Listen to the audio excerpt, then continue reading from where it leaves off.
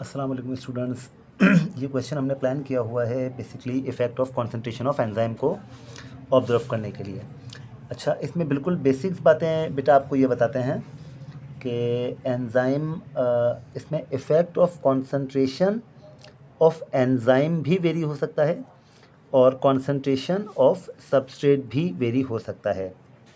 अच्छा, अगर effect of concentration of enzyme then on the activity of enzyme और effect of concentration of substrate on the activity of enzyme, यहाँ पे दोनों सूरतों में एक्टिविटी ऑफ एंजाइम ही रहेगा। बस आप एंजाइम या सबस्ट्रेट की कॉन्सेंट्रेशन को वेरी कर सकते हैं। अच्छा, अगर तो substrate H2O2 which is hydrogen peroxide हमने ले लिया तो याद रखो बेटा H2O2 डिकम्पोज होता है, H2O2 डिकम्पोज होता है वाटर प्लस ऑक्सीजन में। सही, इसको बैलेंस कर लेते हैं तो एक्चुअली ये इसका बैलेंस केमिकल इक्वेशन बन जाता है। अच्छा, ये डिकम्पोजिशन एक तो टाइम टू टाइम खुद से होता है, सही है, लेकिन इस डिकम्पोजिशन के रेट को इंक्रीज़ करने के लिए हम एक एंजाइम यूज़ कर सकते हैं और वो जो एंजाइम होता है बेटा that's called catalase. It can be present in many sources.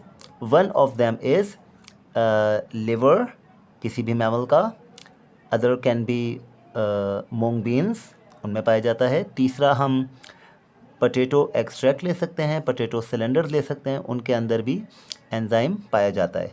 ये सिर्फ इसके रेट को, इस डिकम्पोजिशन के रेट को इंक्रीज़ कर देता है। अच्छा, अब देखो बेटा, मुझे लेट सपोज कैटलेज एंजाइम जिसको X% मैंने कह दिया, इसकी या तो डाइल्यूशन बनाने को बोल दिया जाता है एग्जामिनेशन के अंदर, और we are asked to make dilutions of the substrate which is H2O2। अब देखो, मैंने यहाँ पे एक पहला कॉन्सेप्ट ये लिया, what if I need to make serial dilution in 10 folds. अच्छा, 10 फोल्ड्स का मतलब ये होता है बेटा actual concentration divide by 10, actual concentration divide by 10, ये 10 फोल्ड्स का बेटा मतलब होता है। आप इसे डिवाइड बाय 10 करेंगे और इसी तरीके से इसे भी डिवाइड बाय 10 करेंगे। अच्छा, अगर यहाँ पे होता है बेटा 5 फोल्ड्स तो आप एक्चुअल को डिवाइड बाय 5 करते हैं, फिर जो नेक्स्ट मिलेगा उसको डिवाइड बाय 5 करेंगे। अगर यहाँ पे होता है 2 फोल्ड्स, इसका मतलब कॉन्सेंट्रेशन डिवाइड बाय 2, तो जितने फोल्ड का नंबर होगा उससे आप इसको एक्चुअली डिवाइड करेंगे। अच्छा, देखिए जनाब, अब हम बात कर लेते हैं लेट सपोज सीरियल डाइल्यूशन की। और डाइल्यूशन कॉन्सेप्ट के अंदर पहले भी एक वीडियो के अंदर प्रोपोर्शनल डाइल्यूशन भी कॉन्सेप्ट दे चुका हूँ। आज सीरियल डाइल्यूशन को थोड़ा सा डिस्कस कर लेते हैं, प्रोपोर्शनल भी साथ साथ डिस्कस कर लेंगे। Let us suppose I need to make 4 more dilutions of the catalase enzyme whose original concentration is X%। तो देखो बेटा, अगर ते मुझे डायग्राम के थ्रू ये बता दिया जाए कि फर्स्ट बीकर में 10 cm³ enzyme X and 0 cm³ water, इसमें कोई वाटर नहीं लिया गया, और यहाँ पे लिख दिया जाए 9 cm³ ऑफ X% एंजाइम। अच्छा, मैं एंजाइम को E बोल देता हूँ, 9 cm³ of enzyme X% to use. अब ये बेटा बहुत क्लियर रेफरेंस होता है। First I added 10 cm³ and then 9 is left. अच्छा, अब देखो 0 cm³ water mean all together it is 10, 9 is use. Simple सा मतलब ये हो गया बेटा कि 1 cm³ X% E, ये एरो इंडिकेट कर रहा है कि मैंने अगले बीकर में 1 cm³ ट्रांसफ़र किया गया होगा। मैंने किया। I just told you why do I write 1 here, because I first added 10 then 9 is left, it means 1 has been taken out of this beaker। आसान सी बात है, सिंपल सी बात बच्चों की समझ में आ गई होगी। अब देखो बेटा 9 cm³ यहाँ बचा तो यहाँ भी 9 cm³ बचेगा, और अब देखो X% है, अगर आप 10 फोल्ड्स की बात कर रहे हैं we are going to divide X by 10, so 9 cm³ of X by 10% E to use. छोटी सी बात कर लेता हूँ कि अगर पहला वाला लेट अस सपोज 50% है, दिस x इज़ 50%, तो बेटा जो अगला ये वाला फर्स्ट बीकर बनेगा वो बन जाएगा 50 डिवाइडेड बाई 10 विच इज़ 5%। इसके बाद वाला जो बीकर होगा बेटा वो बन जाएगा 5 divided by 10 going to be 0.5%। इसके बाद वाला बेटा बन जाएगा 0.05% और उसके बाद वाला बन जाएगा 0.005%। ये मैंने सिर्फ ऐसे ही अपनी मर्ज़ी से कुछ वैल्यूज़ ले ली। अगर यहाँ पे 10 तसव्वुर कर लो, इफ़ इट इज़ 10% तो द नेक्स्ट इज़ 1%, 0.1, 0.01, 0.001, जो भी ओरिजिनल हो बस उसको 10 से डिवाइड करके नेक्स्ट कॉन्सेंट्रेशन, उसे 10 से डिवाइड करेंगे नेक्स्ट कॉन्सेंट्रेशन, उसे 10 से डिवाइड करेंगे नेक्स्ट कॉन्सेंट्रेशन, मिलता रहेगा। अच्छा अब देखो बेटा 9 cm³ इसमें टू यूज़ है, इसका मतलब ये हो गया कि जो सब कुछ यहाँ हुआ वो इससे आगे कंटिन्यू होगा। This is the original beaker in which we have actual concentration of the enzyme, but for the very next beaker and then in sequence you are going to make diluted solutions of the enzyme. अब अगर ये 9 cm³ है, 1 cm³ लिया तो बेटा ये 9 यहाँ पे कैसे आया, इसका मतलब ये हुआ we need to add 9 cm³ of W. I labeled it with W, it means water. अब देखो बेटा 1 cm³ और 9 cm³ जब मिलेगा तो ये दोनों हो जाएगा ऑल टुगेदर 10 cm³, और जब 10 cm³ में से 9 cm³ कब रहेगा, जब मैं इसमें से वापस से 1 cm³ एक अगले बीकर में ट्रांसफ़र कर लूँगा।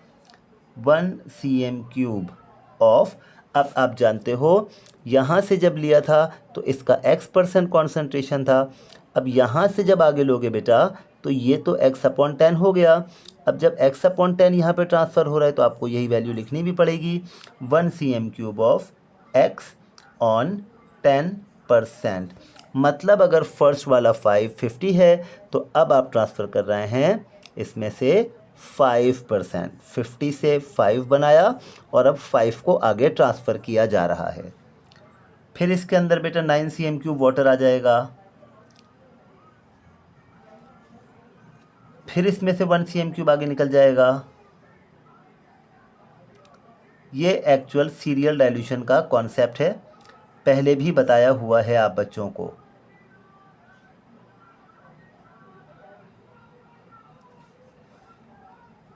अच्छा अब ये x/10 बना था तो ये बच जाएगा 9 cm³ of x/100% to use.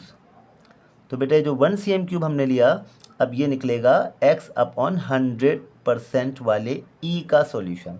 तो इस तरीके से इसे कंटिन्यू कर लेंगे। I hope this things are quite clear to you now and the same is to be done here. अब यहाँ पे देखो बेटा, अब अगर ये 20 से स्टार्ट हुआ, हमेशा वॉल्यूम 10 नहीं होता, हमेशा 9 नहीं होता, कुछ भी वॉल्यूम हो सकता है, लेकिन याद रखो द रेशियो इज़ 1:10, मतलब 10 फोल्ड में। अब यहाँ पे अगर मुझे बोला जाए, देखो बेटा अगर 10 होता है तो 1 निकालते हैं, अब 20 होगा तो 2 निकालेंगे। जब इसमें से 2 cm³ ट्रांसफ़र करेंगे तो जहाँ जो रह जाएगा वो होना चाहिए मेरे पास 18 cm³ of y% to use. बात को समझ रहे हो? जब 10 था तो 1 निकाला, अब जब 20 हो गया तो बेटा ये 10 के 2 पोर्शंस हो गए, तो हर एक 10 में से 1 निकलेगा, तो 20 में 2 10 मौजूद हैं, 1 10 निकला फिर दोबारा 1 10 निकला, इट मीन्स टोटल 2 cm³ निकला पर 10 cm³ and the left volume is 18 cm³। यहाँ पे 9 था तो यहाँ पे 18 हो जाएगा, टाइम्स 2 हो जाएगा।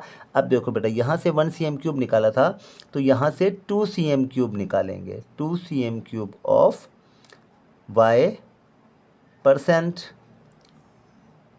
H2O2, ये हमने निकाला, अलग बीकर में ट्रांसफ़र किया। इसके अंदर अब देखो अगर फर्स्ट बीकर में 18 बचा है तो बेटा दूसरे में भी 18 बचेगा, 18 cm³ ऑफ y/10। अच्छा इसकी डाइल्यूशन वही 10 फोल्ड्स कहलाएगी, इसमें कोई चेंज नहीं है, लेकिन वॉल्यूम जो मैं निकाल रहा हूँ उसको समझ जाओ कि वो बेटा 1:10 के रेशो में निकलता है। पर 10 cm³ वी टेक आउट 1। तो अब ये 10 का मल्टीपल 2 है, तो वो जो 1 cm³ निकाल लो वो भी 1 का मल्टीपल 2 हो जाएगा। 2 cm³ ऑफ y। अब देखो जब इसमें 2 cm³ डाला 18 बच गया, इसका मतलब यहाँ पे आपने 9 cm³ वाटर ऐड किया था। Over here you will add 18 cm³ of w। अब इसमें से वापस आगे निकाल लो बेटा 2 cm³ ऑफ y अपॉन 10%, क्योंकि जब यहाँ पे आपने बनाया तो वो 10% डाइल्यूट हो 10 टाइम्स फोल्ड में डिवाइड हो जाएगा।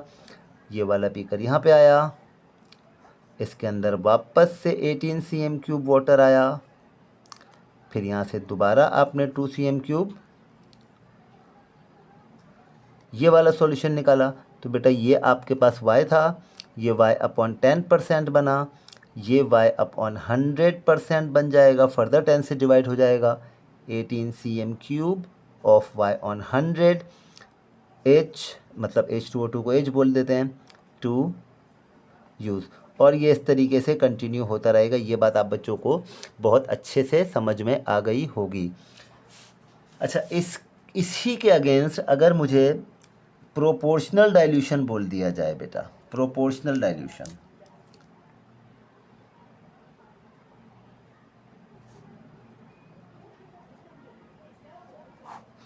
अच्छा प्रोपोर्शनल डाइल्यूशन में आमतौर पे ये होता है कि हमें वो दो वैल्यूज़ किसी एक टेबल में लिख के दे देते हैं।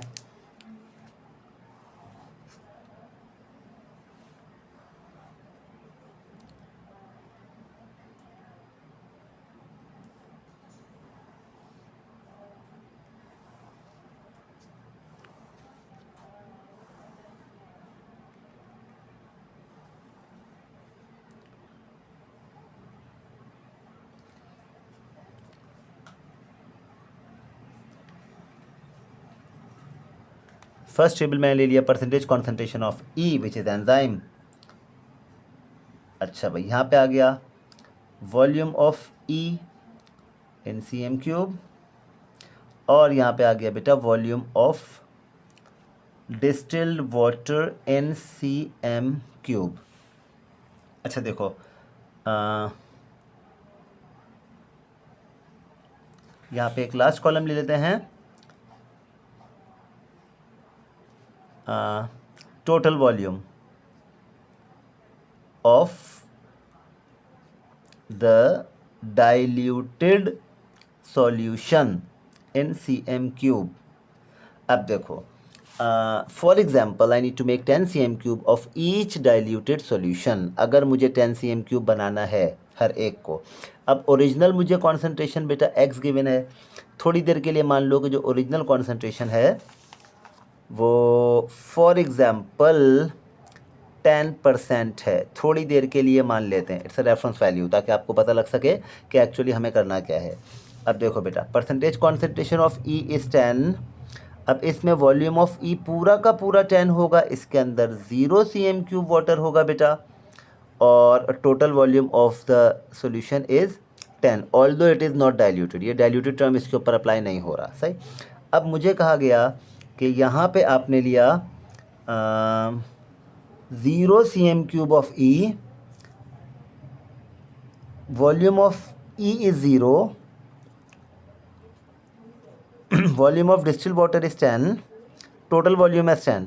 अच्छा अब देखो हमने कहा कि टोटल वॉल्यूम हमेशा डाइल्यूटेड सॉल्यूशन का इन दो वैल्यूज़ से पता लगा कि हमेशा 10 होना चाहिए।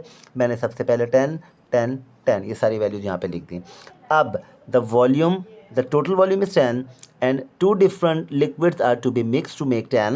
One is solution E, which is enzyme solution, and the next is water. So the combination of these two will give you 10. अब देखो बेटा मैंने सोचा कि मैं इसे 8 कर लूँ और इसे 2 कर लूँ, इसे 6 कर लूँ और इसे 4 कर लूँ, इसे 2 कर लूँ और इसे 8 कर लूँ।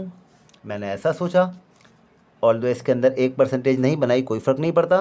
10 8 6 2 0 मैंने ये परसेंटेजेस बनाई। अब देखो वॉल्यूम ऑफ ई जब 10 था तो कॉन्सेंट्रेशन 10 थी, वॉल्यूम ऑफ ई जब 2 था तो कॉन्सेंट्रेशन 0 थी, जब 0 था तो 0 थी। अब देखो अगर वॉल्यूम ऑफ कॉन्सेंट्रेशन 10 है तो बेटा वॉल्यूम ऑफ ई अगर 10 है तो कॉन्सेंट्रेशन 8 हो जाएगा। वॉल्यूम ऑफ ई अगर 6 है तो कॉन्सेंट्रेशन 6 हो जाएगा। वॉल्यूम ऑफ ई अगर 2 है तो कॉन्सेंट्रेशन 2 हो जाएगा। अच्छा, इसमें ज़्यादा परेशान नहीं हो, फॉर्मूला आपके पास है C1V1 इक्वल्स टू C2V2। किसी एक को कंफर्म कर देता हूँ। ये वाली बात कर लेते हैं 6 की। अगर मेरे पास 6cm³ 10% E का 6cm³ में लूँ और उसमें 4cm³ वाटर मिलाऊँ तो देखते हैं क्या परसेंटेज इसका 6 बनता है या नहीं। Let's check it. Original concentration is 10%, volume used is 6cm³। What will be the concentration where the total volume is 10। अब बेटा ये 10 यहाँ पे आ जाएगा।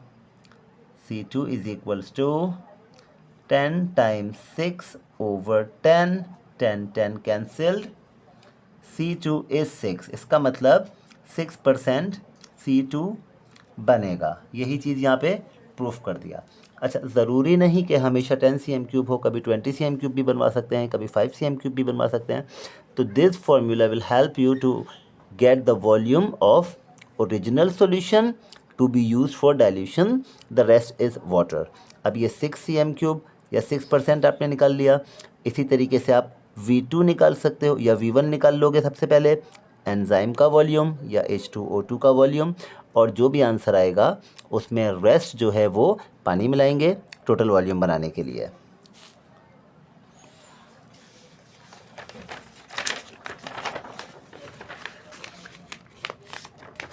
अब होगा क्या बेटा, एक्चुअली इस बात को समझो।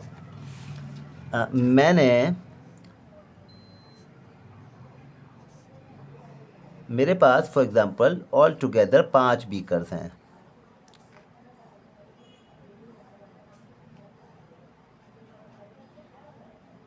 ये 5 बीकर्स हैं। अब इसकी कॉन्सेंट्रेशन है बेटा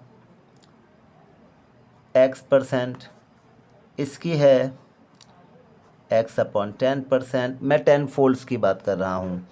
इसकी है X/100%, इसकी है X/1000%, और इसकी है X/10,000%। जो भी X का वैल्यू उसको 10 10 10 से डिवाइड करते रहेंगे, यही सारी वैल्यूज़ इसकी बनती रहेंगी। आपने यहाँ पे 5 डाइल्यूटेड सॉल्यूशंस सिरिंजेस से मिला के बना लिए। अच्छा, अब देखो, अब होगा प्रोबेबली ये जो आमतौर पे क्वेश्चन कहा जाता है कि हमसे बोला जाएगा these all are diluted solution. अब आप क्या करें, एक सिरिंज के अंदर take 2cm³ of X% enzyme E। उसके बाद मुझे बोला जाएगा add और measure a further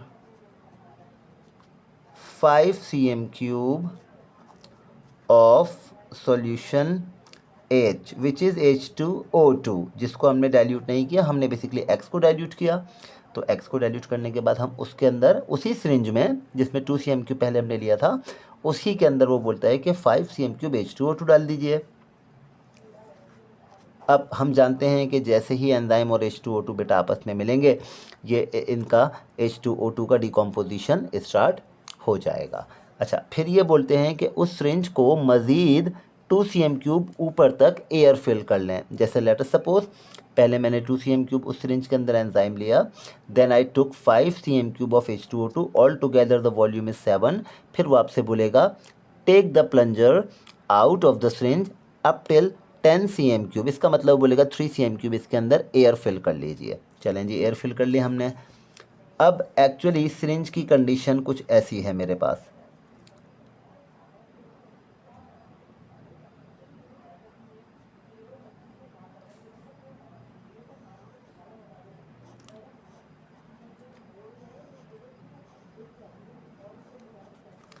ये आ गया मेरे पास 10cm³ का मार्क। उसके बाद ये सारी बेटा सिरिंज के ऊपर मार्किंग है। अच्छा, इसके अंदर जाहिर सी बात है कुछ एयर भी होगा और कुछ मिक्सचर भी होगा, क्योंकि मैंने इसके अंदर टोटल 7 cm³ लिया है, 10 cm³ तक फिल किया हुआ है, इसका मतलब रेस्ट जो 3 cm³ है वो एयर होगा। फिर मुझे कहा जाएगा कि एक रबर का ट्यूब इसके ऊपर लगा दीजिए। ये हमने रबर का ट्यूब इसके ऊपर फिट कर दिया।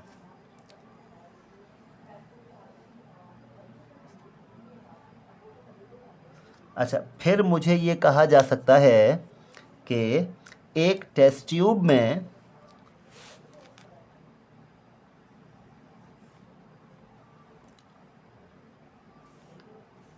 पानी भरें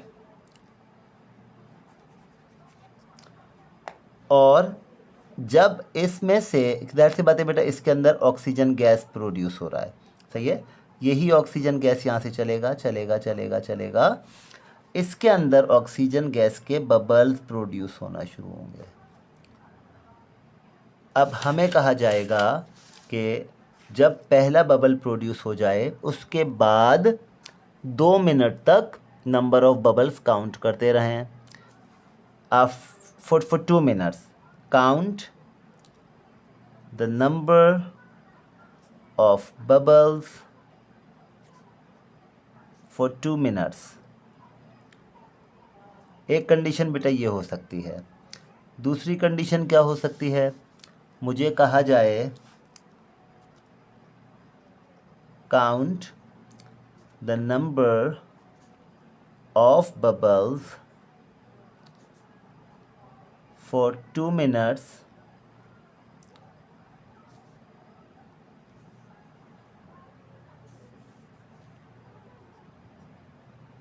after every 30 seconds, ऐसा भी बोल सकता है। आफ्टर एवरी 15 सेकेंड्स, ऐसा भी बोल सकता है। तो अब देखो होगा क्या, अगर मैं यहाँ पे लूँगा बेटा एंजाइम कॉन्सेंट्रेशन,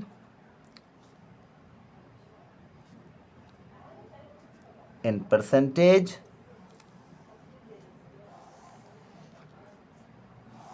फिर मैं यहाँ पे लिखूँगा बेटा वो जो टाइम मुझे दिया गया 2 मिनट्स तक आफ्टर एवरी 30 सेकेंड्स, तो मैंने यहाँ पे लिखा 30 सेकेंड्स, यहाँ पे लिखा 60 सेकेंड्स, यहाँ पे लिखा 120 सेकेंड्स, यहाँ पे लिखा 150 सेकेंड्स और यहाँ पे लिखा बेटा 180 सेकेंड्स।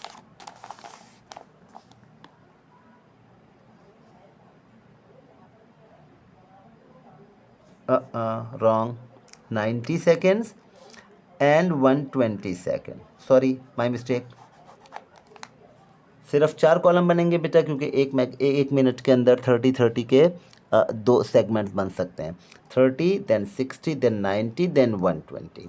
इस तरीके से बेटा 4 ऑब्जर्वेशन मेरी यहाँ पे आ जाएंगी और सारी कॉन्सेंट्रेशन मैंने यहाँ लिख लेनी है, which is first is for example 10%, the next is 1%, then it's 0.1%, then it's 0.01 and so on। अच्छा, 30 बबल्स, 30 मिनट्स 30 सेकेंड्स तक जितने बबल्स होंगे वो यहाँ लिखेंगे। फिर 30 के बाद 60 सेकेंड के बबल्स यहाँ लिखेंगे, फिर 90 सेकेंड्स के बबल यहाँ लिखेंगे। अच्छा, इसमें होगा क्या, एक अहम बात बता दूँ कि फर्स्ट 30 सेकेंड्स तक का काउंट यहाँ पे आएगा, फिर 31 से लेके 60 तक आपको रीकाउंटिंग स्टार्ट करनी है बेटा। फिर यहाँ पे लिखोगे, फिर 61 से लेके 90 तक दोबारा काउंट, घड़ी स्टार्ट नहीं करोगे। Once you start the stop watch you have to leave it till it completes 2 minutes, but the count will restart again and again after each slot. इस बात को बहुत अच्छे से समझना। 1 सेकेंड से 30 सेकेंड्स तक काउंट करोगे, जैसे ही स्टॉप वॉच 31 करेगा 31 पे बबल्स का काउंट दोबारा स्टार्ट करोगे और आपको देखना होगा कि पहले 30 सेकेंड्स में फॉर एग्जांपल 12 बबल्स आए, सही है। ये नंबर ऑफ बबल्स का हेडर है, नंबर ऑफ बबल्स, ये इसका प्रॉपर हेडर है। 30 सेकेंड 60 90, पहले 30 सेकेंड में 12 आए, दूसरे 30 सेकेंड्स में बेटा 10 आए, तीसरे 30 सेकेंड्स में 8 आए, और चौथे 30 सेकंड्स के अंदर 7 आए। सही है। इस तरीके से यहाँ पे कॉन्सेंट्रेशन चेंज होता रहेगा, नंबर ऑफ बबल्स का काउंट चेंज होता रहेगा। आपने ये पूरा का पूरा टेबल इस तरह से भर लेना है। अब यही काम एंजाइम के साथ हो तब भी यही टेबल, H2O2 के साथ हो तब भी यही टेबल। अगर डायरेक्ट 2 मिनट की रिकॉर्डिंग हो तो बेटा फिर ये सब कुछ नहीं बनेगा। Number of bubbles in 2 minutes, एक ही कॉलम हेडर आएगा और फिर आप सिर्फ एक ही कॉलम के अंदर 2 मिनट के अंदर जितने बबल्स आपने काउंट किए आप उन तमाम के तमाम को इसके अंदर लिख लेंगे। अच्छा, एक तरीका तो ये हो सकता है बेटा कि इस तरीके से नंबर ऑफ बबल्स काउंट हो जाएं। मेक श्योर ये जो डेप्थ है इस ट्यूब का पानी के अंदर बेटा ये चेंज नहीं करना। इसके लिए स्टैंडर्डाइज्ड पार्ट है ये। वो बोलते हैं how would you standard the depth of the tube और how do you confirm the pressure by the water. Scientific मैं टर्म यूज़ कर रहा हूँ ये बोलता है कि आप स्टैंडर्डाइज कैसे कीजिएगा कि ये जो ट्यूब है इसको आपने स्टैंडर्डाइज करना है पानी के अंदर। तो बेटा इसका एक ख़ास डेप्थ होगा। उसके लिए क्या करोगे, जब भी टेस्ट ट्यूब में पानी भरो तो उस पानी के ऊपर मार्क लगा देना, पानी का लेवल के ऊपर टेस्ट ट्यूब पे, और उससे थोड़ा सा नीचे एक परमानेंट मार्कर से मार्क और लगा देना। अगर डिस्प्लेस हो भी जाए, इसमें से पानी गिर जाए, टेस्ट ट्यूब चेंज करनी पड़ जाए पहले के बाद दूसरे के लिए, तो बेटा एक नई टेस्ट ट्यूब लेना और उसके अंदर पानी का लेवल कहीं तक भी ले लेना। अच्छा, ये पानी का लेवल मैटर नहीं करता। अगर किसी एक बच्चे ने टेस्ट ट्यूब में यहाँ तक पानी भरा है तो आपके लिए जो मेन चीज़ है बेटा वो ये A सेंटीमीटर अहम है। पानी टेस्ट ट्यूब में पानी का डेप्थ मैटर नहीं करता, टेस्ट ट्यूब के पानी में ट्यूब का डेप्थ बेटा बहुत मैटर करता है। अब अगर ये आपने टोटल लेंथ इसका कुछ भी है, यहाँ पे बेटा जो आप A लेंगे, जो आप यहाँ पे डेप्थ लेंगे वो भी बेटा A सेंटीमीटर ही होना चाहिए। अगर कोई तीसरा बच्चा है वो इस टेस्ट ट्यूब को और ऊपर तक भर लेता है तो बेटा उसके बाद भी उसने A सेंटीमीटर का गैप ही मेंटेन करना है इस ट्यूब को इसमें इमर्स करने के लिए। फिर इसमें प्रेशर वगैरह के मामलात आ जाते हैं। इस वजह से नंबर ऑफ़ बबल जो है या बबल का वॉल्यूम चेंज हो जाता है। नंबर ऑफ़ बबल या एयर के ऊपर लगने वाला प्रेशर अब थ्रस्ट पानी का चेंज हो जाता है, लिहाजा काउंट वेरी कर सकता है। तो इस बात को बहुत अहम और ज़रूरी समझिएगा कि जो आपको इस प्रैक्टिकल की ख़ास रिक्वायरमेंट है। अच्छा, अब एक तरीका तो ये हो गया बेटा। अब दूसरा तरीका क्या हो सकता है कि एग्ज़ामिनर मुझे बोलता है कि सबसे पहले सिरिंज में 2 cm क्यूब एंजाइम ले लें। चलें जी, 2 cm क्यूब एंजाइम ले लिया हमने। अब इस 2 cm क्यूब ये हमने एंजाइम लिया 2 cm क्यूब तक। फिर वो बोलता है दूसरे बीकर में जाएं जिसमें H है। अब इस टेस्ट इसको यहाँ से ब्लॉटिंग पेपर से, जैसा कि आपका टिश्यू पेपर है, वो बोलेगा बेटा clean the syringe, wipe the excessive E, हमने कर लिया। Put the same syringe in the solution in the beaker of H, सही है, डाल देते हैं इसके अंदर। ऑलरेडी बेटा 2 cm क्यूब आप जानते हो कि इसके अंदर 2 cm क्यूब एंजाइम मौजूद है। अब वो बोलेगा add a further 3 cm cube of H2O2। तो अब आप इस प्लंजर को मज़ीद ऊपर लेके जाएंगे। अब जो आपकी कंडीशन होगी सिरिंज की बेटा वो कुछ ऐसी होगी, जब आप इसमें मज़ीद 3 cm क्यूब H भर लेंगे तो टोटल प्लंजर मेरा यहाँ पे आ गया। और अब ये हो गया बेटा 5 cm क्यूब। बात को समझ रहे हो, आसान सी चीज़ है। 3 cm क्यूब H लेना है, 2 cm क्यूब E लेना है, तो अब ये ऑल टुगेदर 5 हो गया बेटा। अब इसके बाद मुझे कहा जाएगा कि pull the plunger out and up to the mark of 10। तो अब मैं क्या करूँगा, इस कंडीशन में प्लंजर को वापस से ऊपर उठाऊँगा और जो फाइनल हालत होगी मेरी सिरिंज की वो बेटा कुछ ऐसी होगी।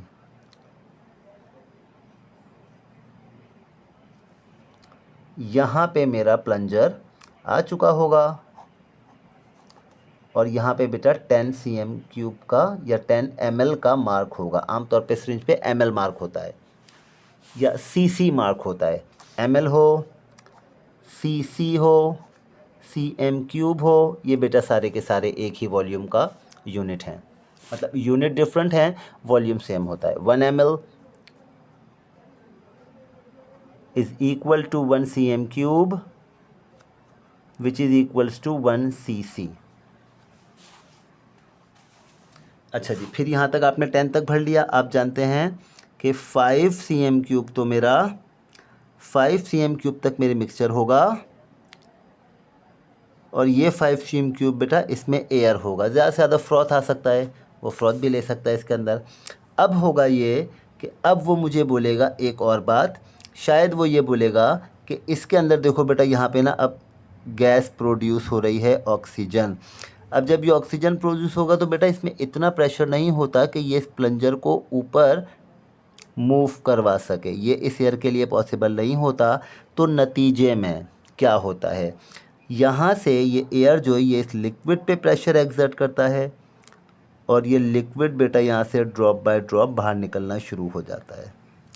ये भी हो सकता है कि वो आपको बोलें कि एक एम्प्टी बीकर में नंबर ऑफ ड्रॉप्स काउंट करें 1 मिनट तक या 2 मिनट तक या 30-30 के इंटरवल से 2 मिनट तक, मतलब ऐसी कोई भी बात बोल सकता है। तो आपने ऐसी कंडीशन में बेटा ये ड्रॉप्स काउंट करने होते हैं। अब वो एंजाइम कॉन्सेंट्रेशन चेंज करवाएं या सबस्ट्रेट कॉन्सेंट्रेशन चेंज करवाएं, पूरे मेथड को तसल्ली से पढ़ लीजिएगा, एक एक पार्ट पढ़ लीजिएगा। बायोलॉजी का पेपर पूरी इंस्ट्रक्शन पढ़े बगैर स्टार्ट नहीं किया जाता। इट्स नॉट फिजिक्स और chemistry which you can start with the first instruction. इसको पहले पूरा पढ़ लोगे, उसके बाद समझ जाओ कि करना क्या है, एक्चुअल कॉन्सेप्ट पूरा माइंड में सेट कर लो and then start your practical. उम्मीद है कि इस तरीके से सारी चीज़ें बहुत अच्छे से क्लियर हो जाएंगी, आपको डेटा बहुत अच्छा बन जाएगा बच्चे का, और फिर उस डेटा को इंटरप्रेट करने में इंशाल्लाह हमें मज़ा आएगा। बहुत शुक्रिया, अपना ख्याल रखिएगा, take care, all the best.